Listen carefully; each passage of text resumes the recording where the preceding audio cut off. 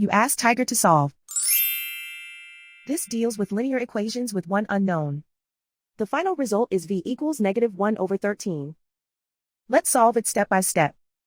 Simplify the expression. Simplify the arithmetic.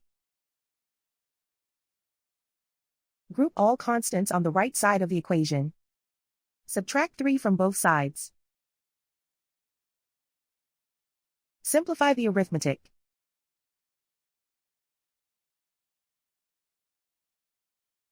Isolate the v. Divide both sides by 39. Simplify the fraction. Find the greatest common factor of the numerator and denominator.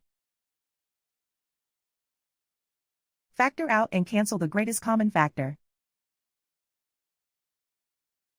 And so the final result is v equals -1/13.